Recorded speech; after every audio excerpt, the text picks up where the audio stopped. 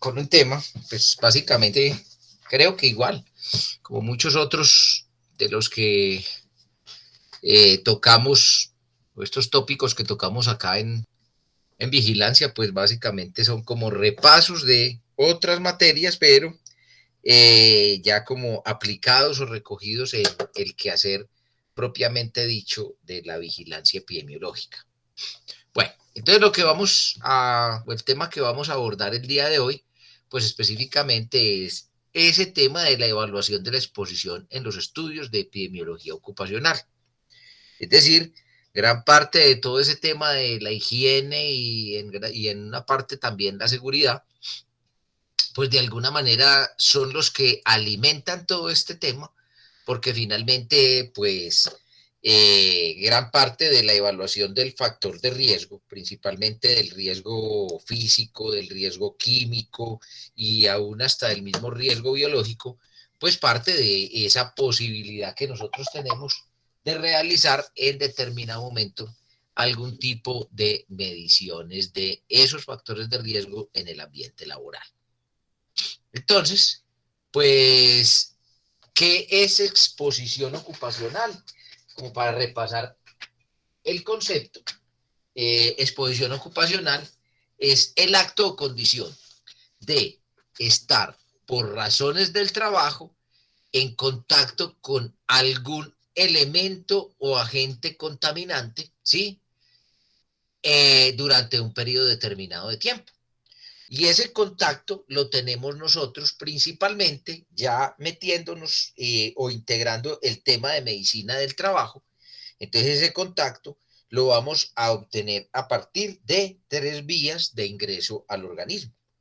Pues ¿por qué? Porque obviamente, ¿qué es lo que sucede y cuando hablamos de la historia natural de la enfermedad? Pues específicamente lo que sucede es que cualquier elemento nocivo que se encuentra en el ambiente, llamémoslo físico, llamémoslo químico, llamémoslo biológico, llamémoslo por carga física o biomecánico, de alguna manera van a generar un ingreso en nuestro organismo o por razón de la repetitividad de los movimientos, de los esfuerzos, etcétera, etcétera, y van a generar en nuestro organismo una respuesta que denominamos como patológica.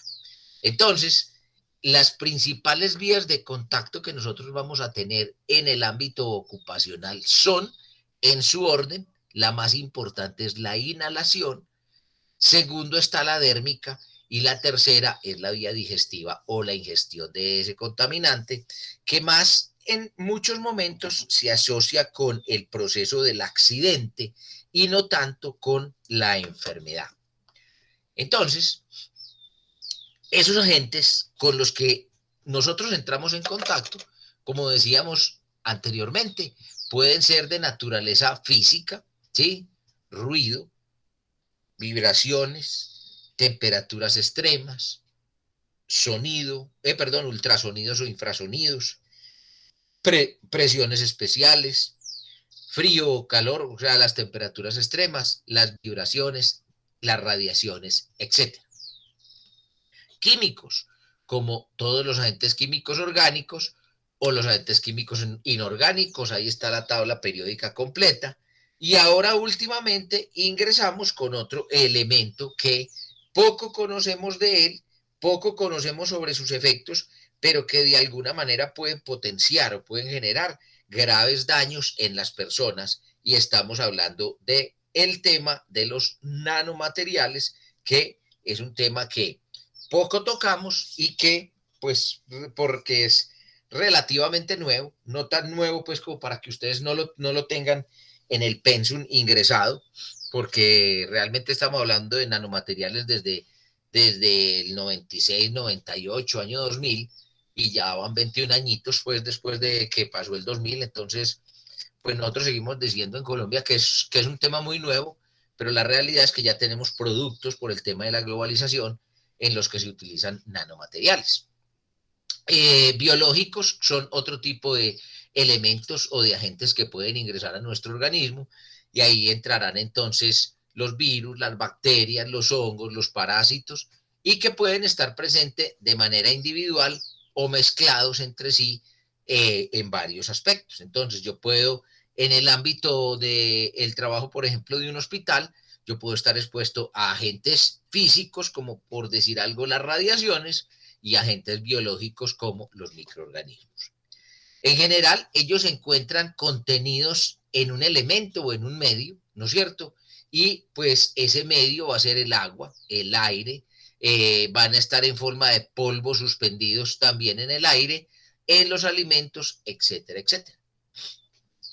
Y entonces, eso es lo que tenemos, o sea, tenemos un elemento o varios elementos que se encuentran en un ambiente laboral y que por razón de que yo comparto ese ambiente por mi actividad laboral, entran en contacto por mi vía inhalatoria, por mi vía dérmica o por mi vía digestiva. Entonces, cuando yo estoy en ese ambiente, va a ser muy importante ese otro concepto que también se los enseñaron, que se llama la concentración de la exposición. Y entonces, la concentración de la exposición es la cantidad de la gente que se encuentra contenido en el medio que lo transporta y que va a entrar en contacto con el organismo humano y se va a expresar entonces en unidades de masa por volumen. Entonces, miligramos por litro cuando está en líquidos, o microgramos por metro cúbico, o cantidad en número de partículas por centímetro cúbico, etcétera, etcétera. Todo eso va a ser susceptible de medir y me va a permitir conocer a mí en qué cantidad ese agente puede entrar en contacto con mi organismo. Entonces, en la evaluación de la exposición ocupacional, entonces vamos a definir diversos aspectos del proceso que van a llegar a determinar el contacto. Entonces, ¿cuáles son los elementos? Primero, los agentes, ¿no es cierto? Y entonces en los agentes, ¿qué vamos a evaluar? Vamos a evaluar si son de tipo biológico, si son químicos, si son físicos, si es un único agente o si son múltiples agentes, o si se encuentran mixtos, es decir, que pueden entrar de alguna manera en unión y generarnos un daño específico, ¿no es cierto? Vamos a evaluar otro aspecto que son las fuentes. Y entonces, cuando nosotros evaluamos las fuentes, pues específicamente lo que vamos a tener es que las fuentes pueden ser de dos tipos. Pueden ser fuentes antropogénicas, es decir, que son producto de la actividad humana, ¿no es cierto? Y pueden haber fuentes que son no antropogénicas, es decir, que están en la naturaleza. Entonces, por decir algo, si ustedes se van a un lago por razón de cualquier actividad laboral y ese lago se encuentra en una zona volcánica y encuentran que el aire es caliente y que el agua es caliente y sienten un olor que muchas veces pues es como un olor a podrido, lo plantean, posiblemente es una zona que tiene óxido sulfuroso. Y entonces ese óxido sulfuroso, básicamente, lo que da ese olor pues pútrido, ¿no es cierto? Te puede llegar a intoxicar. ¿De dónde salió ese óxido sulfuroso? Básicamente de la actividad volcánica que se presenta en la Tierra. O sea, sería no antropogénico, pero vos podés estar en una cementera en donde se muelen piedras, en donde se muelen arena, etcétera, etcétera, y al molerla lo que se produce es sílice cristalita. Y entonces esa sílice cristalita te puede llegar a producir una silicosis. Entonces, en ese caso, la fuente es de tipo antropogénico. La fuente puede ser en un área específica o puede ser en un punto específico. Entonces, cuando es en un área más o menos grande, entonces será de área, o cuando es en un lugar específico será puntual. Pueden ser fuentes que están moviéndose, ¿sí? Verbigracia lo que sucede, por ejemplo, con la contaminación ambiental por monóxido de carbono y los automóviles, pues los automotores en general, o pueden ser estacionarias, es decir, estar localizadas en un solo punto. ¿Qué otro aspecto tenemos? Profe, Sí, señor. Profe, ¿cuál es la diferencia entre agentes múltiples y agentes mixtos? Bueno, en múltiples es que hay varios agentes que se encuentran por separado. Entonces yo entro a una mina de carbón y puede haber antracita y sílice. Entonces ellos ingresan a mis pulmones como antracita pura o como sílice puro. Y me puede dar o silicosis o una antracosis o me puede dar una patología que se llama la antracosilicosis. ¿Correcto? Pero por decir algo, yo estoy en un ambiente donde hay un cierto nivel de humedad, por ejemplo, voy a decir en una fundidora de hierro. Entonces, en esa fundidora de hierro se produce óxido sulfuroso, pero igual si la fuente o en la fuente hay mucho calor, ¿no es cierto? Se produce vapor de agua. Y entonces ese vapor de agua, H2O más óxido sulfuroso, ¿sí? SO3, se unen y forman H2SO4, que es ácido sulfúrico, y me produce, por decir algo, una quemadura. Eso es la diferencia entre múltiples y mixtos. El múltiple es como decían las abuelitas, están juntos pero no revueltos, mientras que los mixtos sí se pueden encontrar revueltos. Y con un elemento adicional, que los mixtos muchas veces, como lo veíamos en algún momento, pueden incrementar la peligrosidad y la toxicidad de un elemento. Es decir, cuando se unen, no solamente se suman los daños potenciales, sino que se pueden llegar a potenciar mucho más esos efectos. ¿Te queda claro? Sí, profe, ahora sí. Ok, perfecto. Bueno, ¿qué otro elemento tenemos que evaluar entonces cuando nosotros estamos mirando el agente? Tenemos que mirar el transporte y cómo, en qué medio se transportan y las vías que o por las cuales van a ingresar a nuestro organismo. Entonces, si están en el aire, si están en el agua, si están en el suelo, si están contenidos en los polvos o en los humos, por ejemplo, en el caso de los metales, o si están en forma de rocíos o de nieblas, si están en los alimentos, si están en algún tipo de producto y qué tan estables son. Por ejemplo, lo que sucede con el plástico, ¿sí? Nosotros utilizamos en la fabricación del plástico una cantidad de elementos químicos que son altamente nocivos, pero el plástico ya combinado como tal es un elemento tan estable que de alguna manera pues permite hasta la posibilidad de empacar alimentos en él. Entonces hay que mirar todo ese tema del producto y de todo el proceso que se tiene en cuenta. Si ingresan a través del alimento, si ingresan a través de la respiración o si entran en contacto con suspensiones contaminadas a nivel, por ejemplo, de la piel. ¿Qué otro elemento es fundamental para nosotros mirar? Pues obviamente va a ser fundamental el tema de la concentración. Entonces, en la concentración vamos a evaluar, por ejemplo, cantidad en una masa. Entonces, por decir algo, miligramos por kilo. O si está en líquido, miligramos por litro. Pues muchachos, en esto me refiero a que hay que tener muy bien en cuenta las unidades, porque es que hay veces uno se encuentra que ustedes pues ya, que son ya pues prácticamente están con una pierna afuera, ingenieros, se encuentra uno hay veces con unas sorpresas en unidades de medida que uno dice, uy, ¿qué pasó aquí? Sí, entonces, obviamente, hay que tener en cuenta todo ese tipo, microgramos, micras, etcétera, etcétera, por litro, en metro cúbico, si están en un centímetro cuadrado, etcétera, etcétera. Sí, qué porcentaje, por decir algo, de peso tienen, la cantidad, por ejemplo, de fibras por metro cúbico en aire, por decir algo, cuando estamos evaluando elementos como el asbesto, etcétera, etcétera.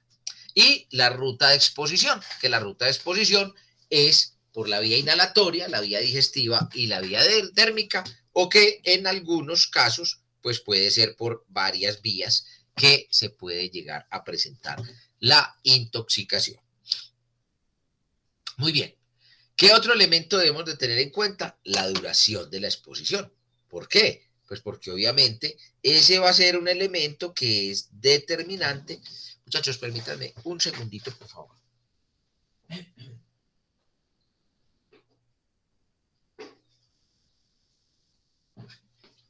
Sí, va a ser un elemento que es determinante en el nivel de toxicidad que voy a tener, pero sobre todo en la cantidad de esa sustancia o de ese elemento que ingresa a mi organismo.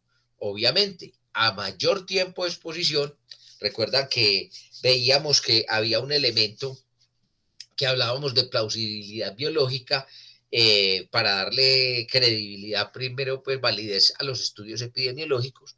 Entonces, esa validez, uno de los elementos es la plausibilidad biológica y la secuencialidad. Y esos dos elementos, pues obviamente tienen mucho que ver con que, pues, a mayor tiempo de exposición, mayor probabilidad de contaminarse, pero eso se ve muy lógico aquí, pero se van a encontrar ustedes en su vida estudios en los cuales ese tema va a ser muy cuestionable y ahí es donde ustedes empiezan a mencionar, bueno, porque publican este artículo con semejante error y yo he mandado 2 o 3 artículos sin tanto error y no me los han publicado. Ahí se darán cuenta del mundo real en el que viven. Entonces, esa duración de la exposición puede ser en unidades de tiempo, como segundos, como minutos, como horas, como días, como semanas, como meses, como años, o puede ser desde el punto de vista de la periodicidad, que puede ser continua, intermitente, puede ser cíclica, puede ser aleatoria, o sea, no sabemos en qué momento, o puede ser rara en determinado momento. ¿Qué otro elemento tenemos que tener en cuenta? El escenario de exposición de la población expuesta, que puede ser de origen ocupacional o no ocupacional. Es algo que obviamente nosotros tenemos que manejar con muchísima claridad, que puede ser residencial o no residencial en el caso de la que no es no ocupacional, ¿no es cierto? Que puede ser en el interior o en el exterior, y hay una diferencia importante por la cantidad de concentración que la vimos ahorita hace un rato, que puede permanecer en el ambiente. Puede ser en la población general, puede ser en subgrupos poblacionales o simplemente en algunos individuos o grupos de exposición similar, como también les han enseñado en los temas de higiene, ¿no es cierto? Entonces, siempre debemos de tener en cuenta cuál es la población que vamos a estudiar.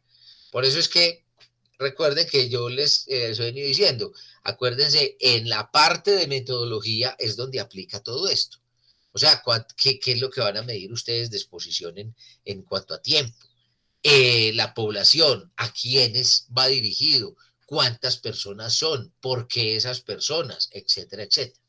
Y finalmente, pues, o finalmente no, otro tema de evaluar, el alcance geográfico y el marco temporal, que puede ser en el sitio, en una fuente específica, puede ser a nivel de una ciudad local o regional en un área más grande como un departamento, por decir algo, o un área específica como la región andina, como la costa caribe, como la costa pacífica. Puede ser del orden nacional o internacional, por ejemplo, como en el caso del COVID, o global, pues que ya obviamente es una pandemia, o como decían, o como están diciendo ahora, pues el nuevo concepto, una sindemia, ¿no es cierto? Y pues en cuanto a la temporalidad, si fue en el pasado, si es en este momento, o si va a ser en el futuro, y finalmente evaluar el tipo de tendencia, es decir, qué debo de esperar yo a futuro con respecto a una condición que yo estoy evaluando desde el pasado y el presente y que me va a permitir conocer ese comportamiento en el futuro. Entonces, volvamos casi que a repetir lo mismo porque creo que ya lo que vamos a profundizar, lo nuevo o lo nuevo no, lo que teníamos que repasar ya lo vimos, pero vamos a hacer como énfasis en ciertos elementos que son muy importantes. Entonces, la vía de ingreso al organismo puede ser en el orden como les estaba mencionando, la vía inhalatoria es la más importante de todas. La segunda vía es la vía dérmica, ¿sí? Y la tercera vía en importancia es la de la ingesta. Es decir, yo encuentro mucho más condiciones o situaciones de toxicidad por vía inhalatoria, después o en segundo lugar por vía dérmica y finalmente por la ingesta. Entonces, ¿cómo se da la exposición? Básicamente, la exposición a un elemento químico, físico o biológico se genera por la integración de una secuencia que se dan, de una secuencia de eventos que van a tener un efecto potencial en la salud y que es importante que nosotros, digamos, conozcamos para entender cómo se genera la exposición. Entonces, en primer lugar, lo que nosotros tenemos que tener es una fuente emisora.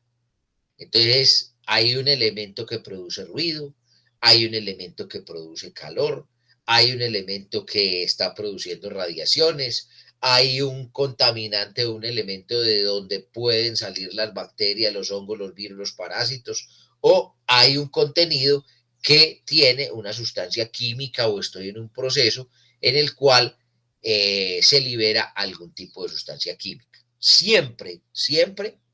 Y el aspecto fundamental es encontrar la fuente. Una vez yo... Profe, Sí, yo tengo una pregunta, pues, por ejemplo, cuando de los proyectos de los compañeros, el que trata el tema de la salud mental y en el caso también de las posiciones prolongadas que generan afectaciones en la parte del cuerpo, sí. sabiendo que, o sea, ¿cuál podría ser una fuente emisora? Por ejemplo, en el ordeño de las vacas y en el tema de los compañeros que ellos trataban el tema del estrés en el trabajo. Ok, perfecto. Muy, muy buena la pregunta. Entonces, estamos hablando inicialmente de estos elementos que son elementos físicos, químicos y biológicos, ¿no es cierto?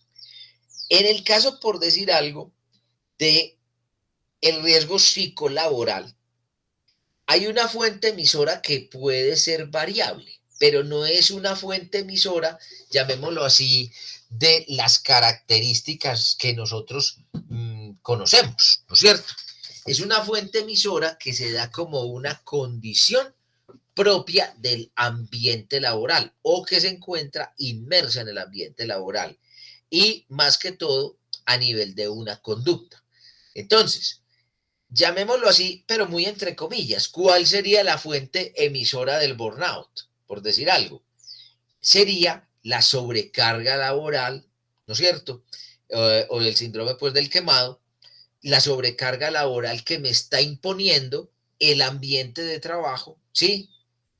Para que yo sienta que con mis medios no soy capaz de atender esa demanda, ¿correcto? Llamémoslo así como fuente emisora, pero realmente no es la fuente emisora. Pero sí es el origen, pero igual yo tengo que ir al origen. ¿Por qué? Porque en químicos, físicos y biológicos la fuente emisora es muy clara. Pero en otros casos, como en el caso del riesgo psicolaboral, la fuente emisora es posiblemente de origen antropogénico, o sea, es el comportamiento o específicamente el ambiente organizacional que impone cierto nivel que hace que yo, por ejemplo, me sienta quemado y sufra el burnout. O tengo un jefe que me persigue. Entonces ese lo que me está produciendo es el moving, ¿no es cierto? O simplemente yo estuve, qué sé yo, en una situación, vamos a coger las marchas, por decir algo, que sucedieron durante este año durante este año principalmente, y entonces, un agente del SMAT, no estoy diciendo que son buenos, ni malos, ni feos, ni nada de eso, un agente del SMAT lo agarraron, lo aislaron y lo cogieron a piedra, lo prendieron vivo, etcétera, etcétera, y logró sobrevivir a eso, ¿sí? Esa persona puede quedar con un elemento de estrés postraumático. ¿Cuál sería la fuente emisora? O posiblemente la situación que se presentó, pero esa situación fue puntual, ¿sí? Ya después no hay nuevas agresiones. Entonces, ¿en dónde estaría el origen? Estaría en mi propia personalidad. ¿Por qué? Porque finalmente el impacto fue tan fuerte que generó en mí una condición de estrés postraumático. Eso en el caso, por decir algo, de lo que tiene que ver con el riesgo psicolaboral. Ya en el riesgo biomecánico o por cargas físicas, sí, Básicamente hay tres condiciones que van a ser las responsables, no son la fuente emisora, pero son las responsables de que se produzca. ¿Cuál sería la fuente emisora? Posiblemente el propio puesto de trabajo, ¿cierto? En donde, por decir algo, me exige o que realice sobreesfuerzos, ¿sí? O que desarrolle movimientos repetitivos, o que finalmente me mantenga en posiciones inadecuadas. Y eso con el tiempo lo que va a hacer o lo que va a generar es una condición que me va a imponer una situación a nivel de mi sistema músculo-articular que va a generar digámoslo así, ese tipo de lesión de la que voy a empezar a sufrir. ¿Queda claro? Profe, entonces, para el tema del ordeño puede ser el puesto de trabajo. Es el puesto de trabajo.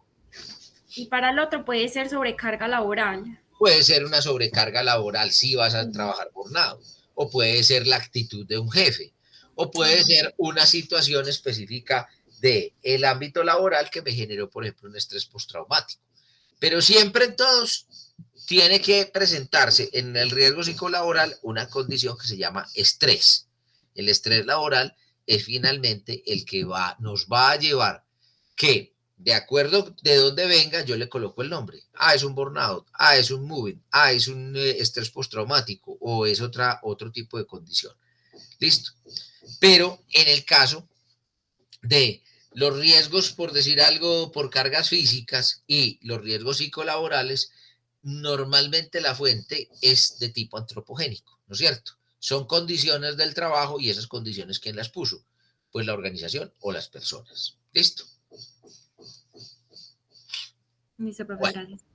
entonces, yo identifico la fuente emisora. ¿Por qué es importante? Pues porque obviamente si yo controlo la fuente emisora, posiblemente voy a controlar todos los sucesos que sobrevienen enseguida.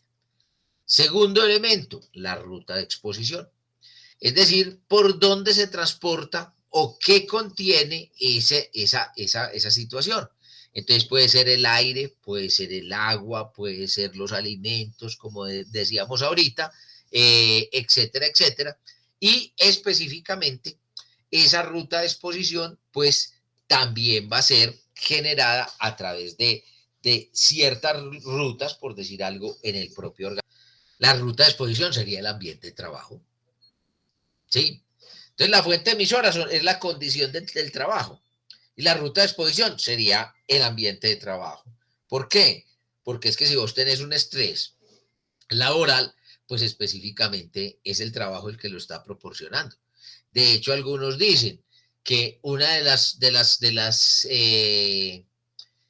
decisiones que puede tomar cuando uno tiene estrés laboral es irse. Ah, que queda que queda sin trabajo y que vuelve y se estresa. Sí, pero eliminaste el origen del estrés. ¿Por qué? Al vos salir del trabajo se acabó la condición. Y de eso hay muchas personas que actúan de esa manera. Bueno, entonces una vez tenemos evaluada la ruta, ya tenemos o entramos al tema de la concentración. Es decir, qué cantidad del elemento contaminante se encuentra a nivel del ambiente que yo estoy manejando. Entonces, ¿qué cantidad de ese ambiente? Por metro cúbico, por metro cuadrado, por litro, por etcétera, etcétera, por esa unidad de volumen que va a ser característica y propia de cada uno de los elementos y de cada uno de los contaminantes que estoy evaluando. ¿Qué más elemento tengo yo? La vía de exposición. ¿Por qué? O por qué, llamémoslo así, lugar va a ingresar a mi organismo? Si va a ingresar por la vía inhalatoria, si va a ingresar por la vía dérmica, si va a ingresar por la vía digestiva, y de acuerdo con el ejemplo de Natalia, si va a ingresar por la vía cognitiva o va a ingresar a través de mi sistema musculoarticular, a través de los movimientos, a través de los sobreesfuerzos, etcétera, etcétera. ¿Listo? No siempre, por ejemplo, en esos casos la concentración quedaría como muy, muy difícil de manejar, ¿sí? ¿Por qué es concentración? Porque yo no la podría medir, es un intangible realmente. ¿Qué tanto ¿qué tanto el jefe me está acosando? No, mire usted que en algunas experiencias que yo he tenido en mi vida laboral, pues he encontrado situaciones tan diferentes o tan disímiles como que, como de que a dos personas en un mismo trabajo les generan una demanda que es similar, por no decir que es igual, una demanda obviamente de trabajo. Y una, por ejemplo, lleva la condición a, al comité de convivencia laboral porque siente que, que la están transgrediendo y que de alguna manera le están generando una condición que lo está poniendo en riesgo y otra persona no lo hace o simplemente al preguntarle le dicen, no, a mí me parece normal esa exigencia que me están planteando. Entonces mire usted que ahí entra a jugar también un tema que se llama susceptibilidad, es decir, esa vulnerabilidad que yo tengo frente a ese elemento externo que me están planteando. Entonces, en eso, pues también aplicaría todo este proceso, porque finalmente pues ahí está. Pero ¿cómo mido yo la concentración de la exposición ahí? No se sabe por qué. No es solamente tan tangible como ustedes les han enseñado en higiene. Sí, es que tantos miligramos por litro o tantos microgramos por litro, tanta cantidad de partículas por metro cúbico. No es tan claro en otros ámbitos o qué cantidad de movimientos, aunque los movimientos, por ejemplo, repetitivos, se ha generado cierto nivel de medición.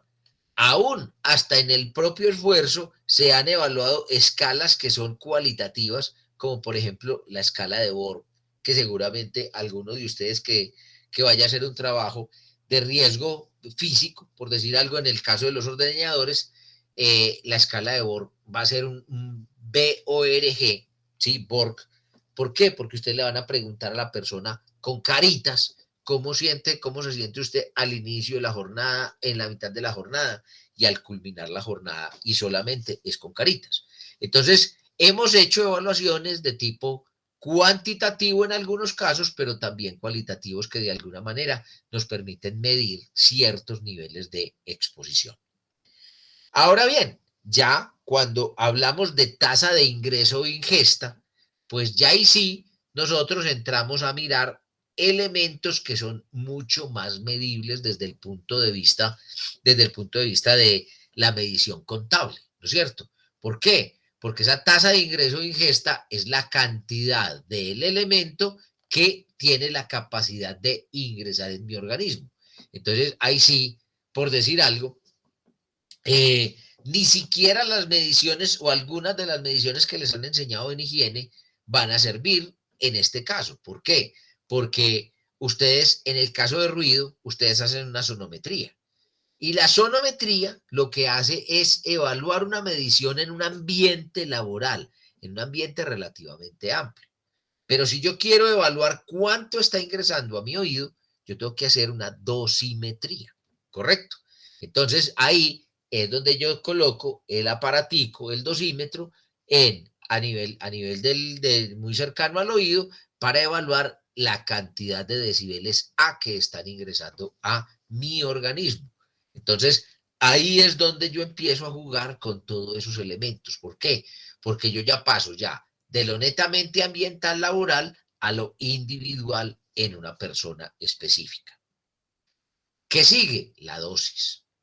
Y la dosis, que es esa cantidad que ya está en mi organismo en juego, me produce un efecto biológico que nos habla de qué tipo de daño está generando en mi organismo, y ese efecto biológico o ese daño que es acumulado en el organismo va a generar otro tipo de efecto que es el efecto adverso, es decir, la cantidad de pérdida auditiva, la cantidad de pérdida de capacidad respiratoria, la restricción pulmonar, etcétera, etcétera, etcétera. Entonces, esto es la secuencia de eventos que nosotros nos vamos a encontrar cuando nos exponemos a un elemento y que finalmente termina generando un efecto adverso en el trabajador o en la persona. Sí, pero es que, por ejemplo, los ejemplos, hay unos ejemplos que son muy enfocados desde las mediciones como tangibles. Hay unas que quizás los que estamos haciendo el trabajo son más enfocadas hacia otra parte. Entonces, no sé si de pronto ahí puedas dar algunos ejemplos como para tener más claridad. Obviamente, pues ahí quedó claro, pero sí como enfocarlos más hacia los trabajos que estamos haciendo.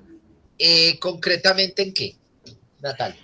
Por ejemplo, bueno, tú dices que el tipo en la dosis eso es intangible, ¿cierto? Por ejemplo, para el tema osteomuscular, ahí sería también intangible. No tan intangible, ¿sí? Porque mira que yo te estoy diciendo que hay ciertos niveles de medición. Entonces, tú vas a medir el efecto en la persona, qué tanto esfuerzo está haciendo, puedes utilizar una escala de Born. Listo.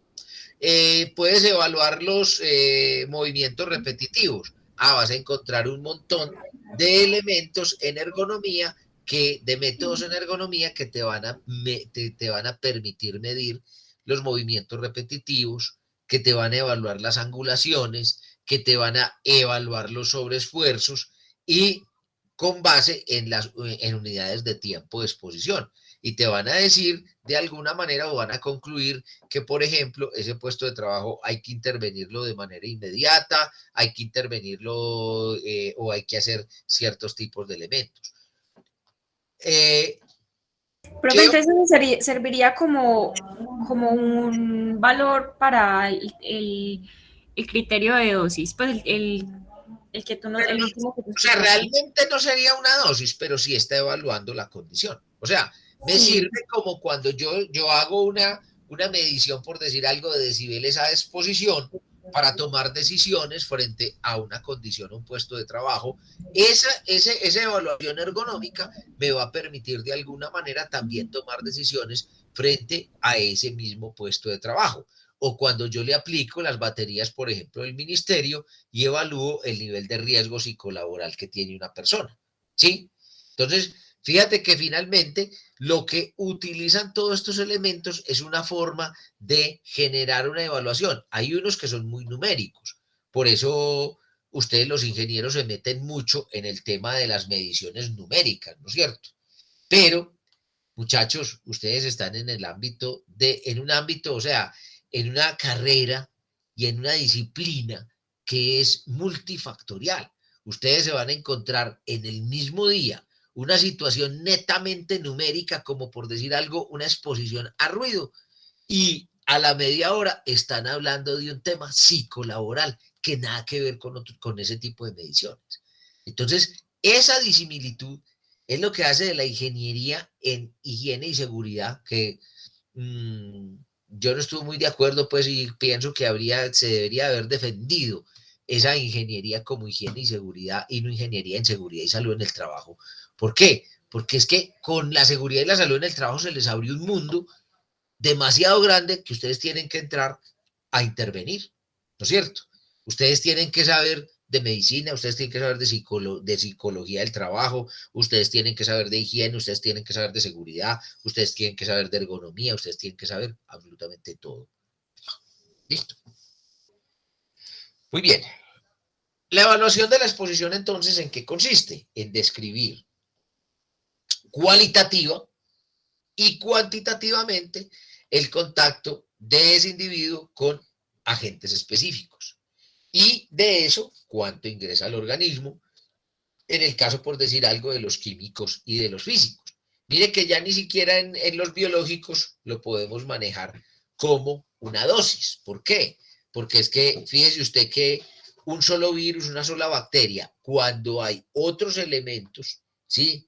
Como susceptibilidad, etcétera, etcétera, ingresan al organismo y tienen la capacidad de producirme el daño. Entonces, finalmente, el tema de dosis y exposición está muy dado hacia el tema, por ejemplo, de físicos y de químicos. El de los biológicos ya no lo es tanto. Y el de dosis y exposición en el tema de ergonomía, en el tema de agentes cancerígenos, etcétera, etcétera, pues de alguna manera entra a jugar con otros aspectos o con otras variables que son también muy importantes. Un estudio de evaluación de exposición, entonces, comprende qué? Medir la magnitud, la duración, la frecuencia del contacto que va a determinar un efecto y debe responder a diversos tipos de preguntas como cuáles, como cuál es o cuál ha sido la concentración de la gente en el ambiente, cuál es o cuánto ha sido la duración del contacto, cuál es o cuánto ha sido la frecuencia con ese contacto, etcétera, etcétera. Es decir, que son elementos que nosotros tenemos que entrar a respondernos con mucha claridad. Bueno, hablemos un poquito entonces de todo este tema de la exposición. Y entonces, hablamos en primer lugar de concentración.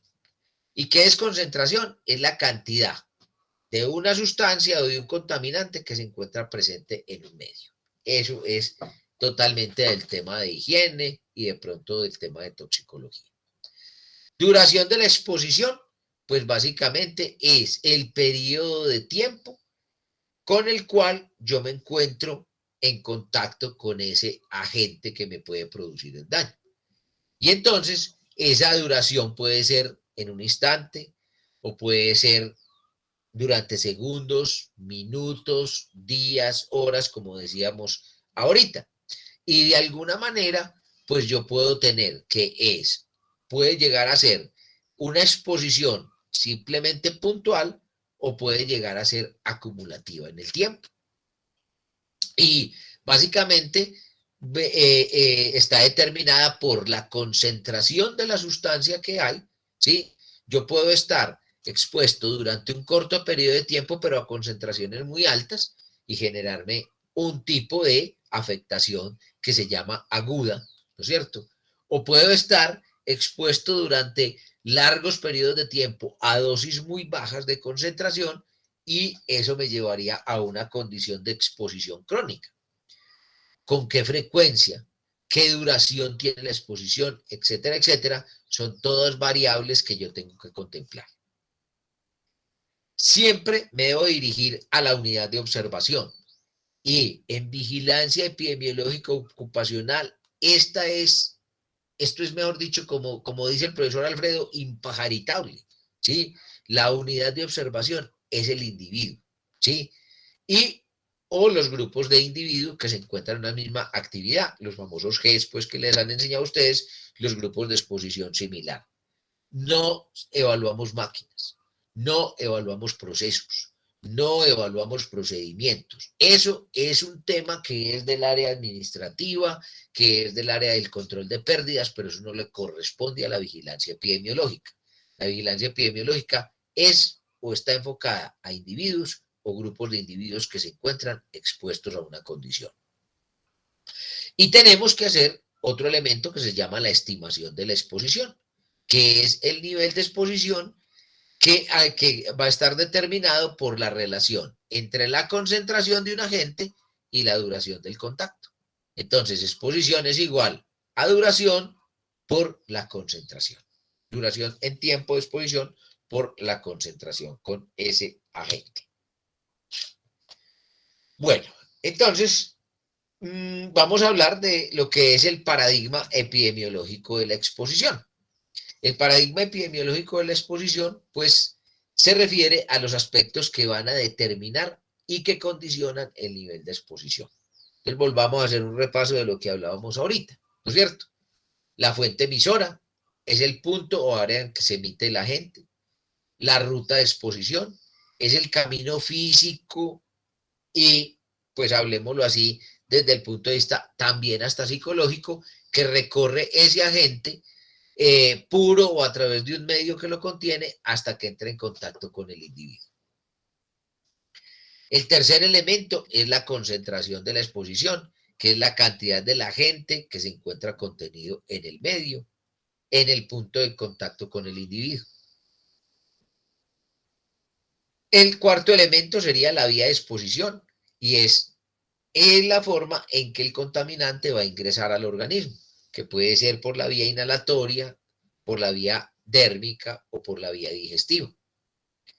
¿Qué tanta cantidad, que es la tasa de ingreso o ingesta, cruza la barrera del organismo? Es decir, de lo que hay en el ambiente, esa concentración, qué cantidad me ingresa a mí, al organismo, qué cantidad puede ingresar por contacto, que estamos hablando de la vía dérmica, pero recordemos que la vía dérmica también puede generar cierto nivel de absorción dependiendo del tipo de agente con el que yo estoy en contacto.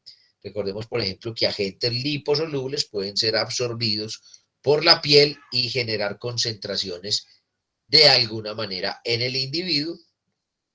Y la dosis, que es la cantidad de la agente que ha ingresado entonces en el organismo. Eso es lo que se entiende como dosis. Y esa dosis se va a dividir en 4 subgrupos específicos. Esto es también repaso de toxicología. La dosis potencial o administrada, que es la cantidad del agente ingerido, inhalado o que entra en contacto con la piel. La dosis interna o dosis absorbida, ¿sí? Básicamente es la cantidad del agente que se absorbe y que entra a estar disponible para ser metabolizada, transportada u acumulada o excretada en el cuerpo. Y es lo que se conoce como carga corporal en la higiene, ¿sí? La dosis liberada, que es el tercer elemento, que es la porción de dosis interna, es decir, la dosis que yo absorbí y que alcanza el tejido u órgano blanco, ¿correcto? O sea, el que va a ser dañado. El cuarto elemento es la dosis biológica activa, que es la porción de la dosis que puede ser liberada y que llega al órgano blanco y genera un efecto tóxico o un efecto adverso, y el efecto biológico. Y ese efecto, entonces, puede ser un efecto biológico, que es la respuesta medible de una dosis en la molécula, célula o tejido. Es decir, qué daño me genera a mí a nivel de mi organismo. Y el efecto adverso, que es el efecto que genera la alteración morfológica o fisiológica, que finalmente termina o resulta en una alteración de la capacidad funcional.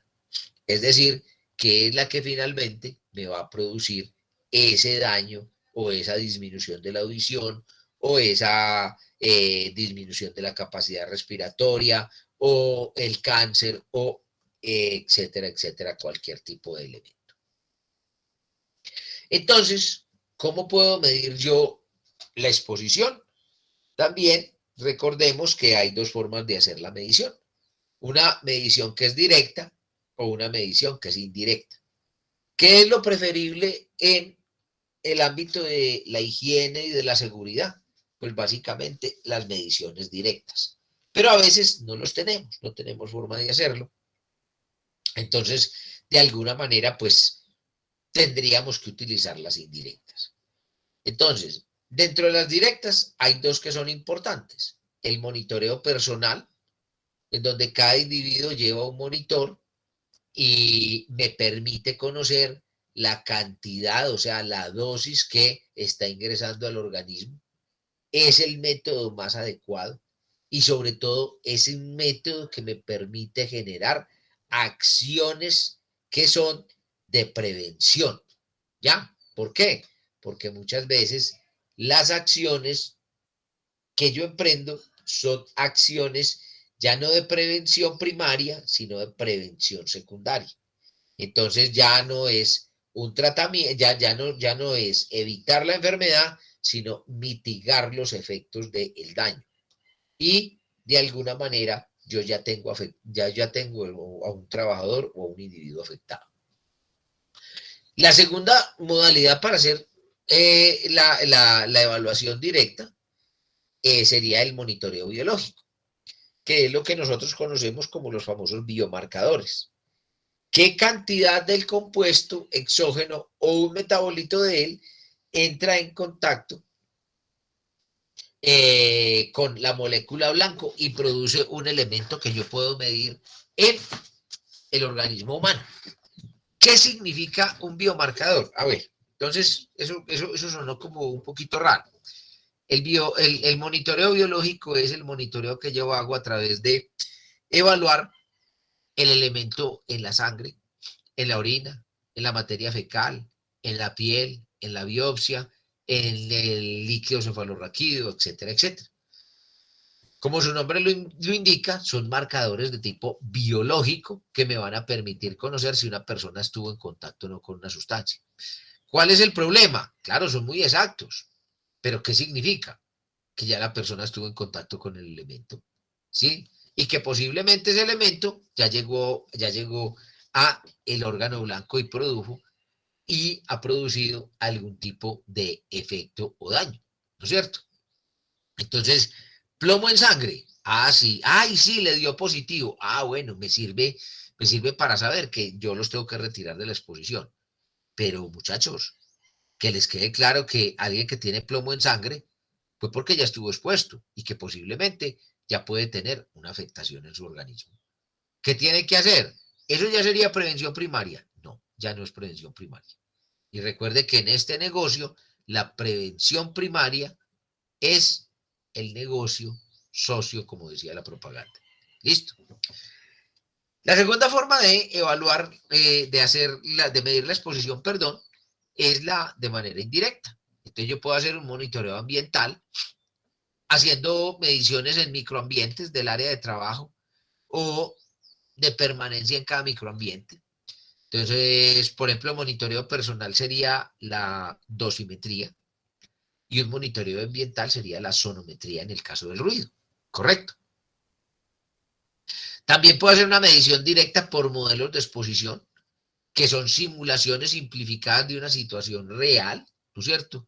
Entonces, ese elemento en el que yo hago los famosos GES, los grupos de exposición similar, específicamente lo que me darían es una condición que es una simulación simplificada de una situación real, pero yo no estoy teniendo realmente un monitoreo personal de todos los trabajadores, pero es aceptado por la comunidad científica internacional que, por decir algo, esas personas que están compartiendo un mismo elemento, un mismo agente que puede ser generador de enfermedad y que de alguna manera puede llegar a producirla, entonces se acepta que yo haga un monitoreo ambiental y que en ese monitoreo ambiental yo haga un cálculo, ¿sí? De que a través de una simulación que ellos determinan simplificada, yo esté desarrollando como una situación real. Y finalmente, pues está el último de ellos, que son los famosos cuestionarios. Básicamente, generan una información cualitativa, dónde le duele, cómo le duele, cuál es el efecto, etcétera, etcétera, que obviamente es mucho menos, llamémoslo así, exacto, pero que también de alguna manera pues me genera un conocimiento alrededor del tema que estoy abordando.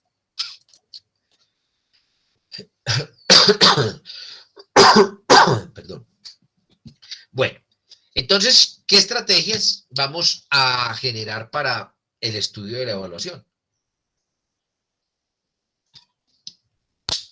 El primero de ellos, entonces, es cuando yo defino mi objetivo. ¿Por qué? Porque cuando yo defino mi objetivo, pues eso me lleva a qué es lo que yo quiero lograr con un estudio. Entonces, el objetivo, ¿qué es lo que me permite? Tener un conocimiento del proceso que puede dar origen al problema en estudio, me puede llevar a definir los parámetros que yo debo de estudiar y me permite desarrollar o generar el diseño de un estudio, ¿no es cierto? Entonces, finalmente, ese objetivo muy bien sacado, y por eso hicimos énfasis en esa primera presentación de que tratáramos de abordar el objetivo general.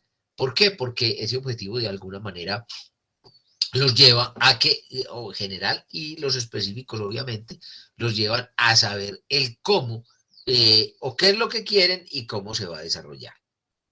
¿Qué otros aspectos debo de considerar yo para la evaluación del estudio? Pues las fuentes de información, o sea, qué tan fidedignos son, la selección de los agentes que yo voy a medir, qué factores pueden llegar a afectar la exposición, qué representatividad tienen las mediciones que voy a desarrollar, si son mediciones, o sea, si son directas o si son indirectas.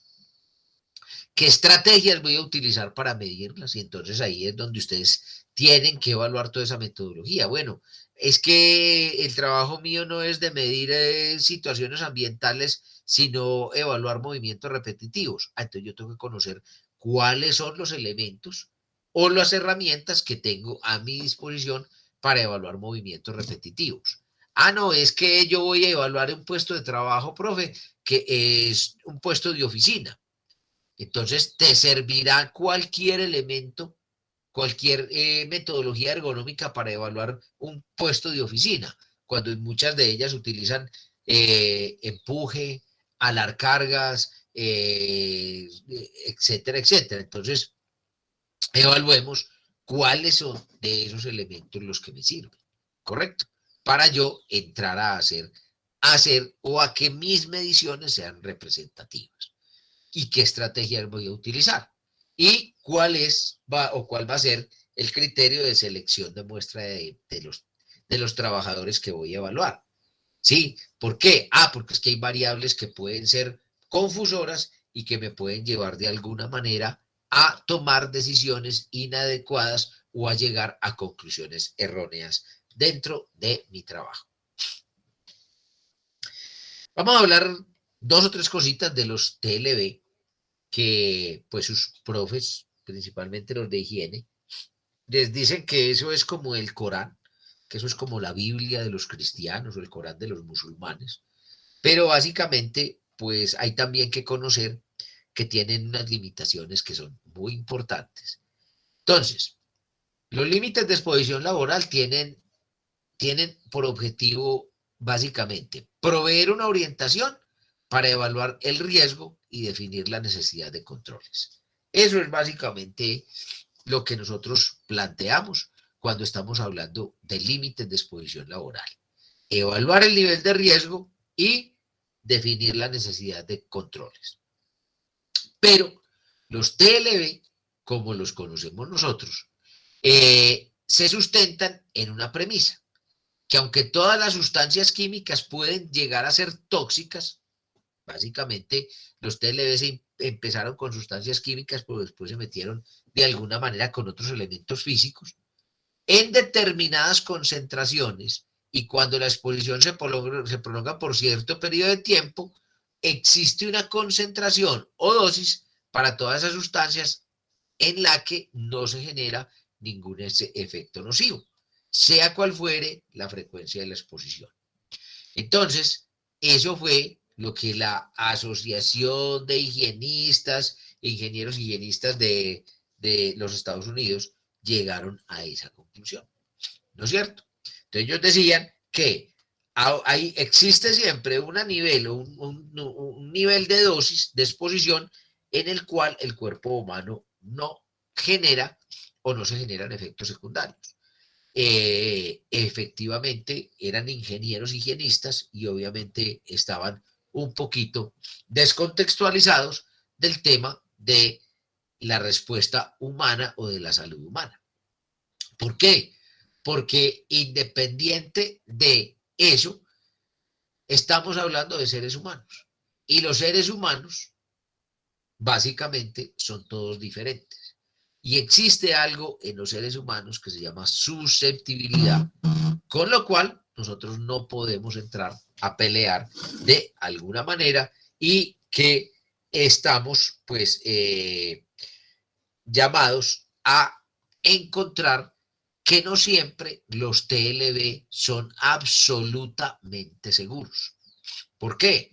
Porque van a haber siempre personas que a pesar de que estén por debajo de esa concentración que la ACGIH nos dijo que era segura, su susceptibilidad los lleva a que sea una zona insegura para ellos.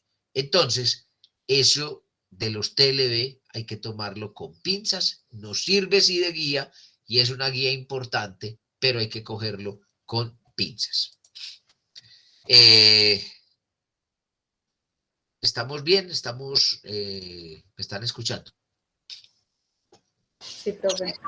Sí, profe. Muy bien.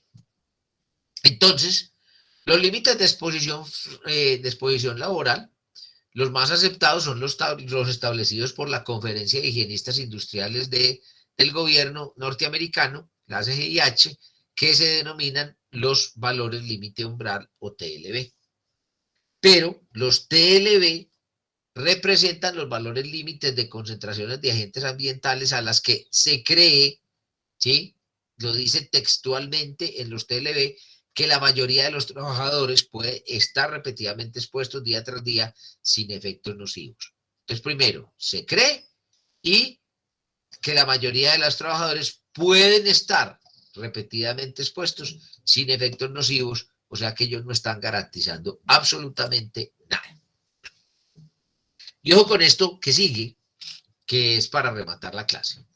Esos valores de referencia deben ser establecidos deben de ser, utilizados para establecer niveles seguros de exposición cuando no es posible eliminar las emisiones y no deben aplicarse a condiciones de trabajo diferentes a las del país de origen.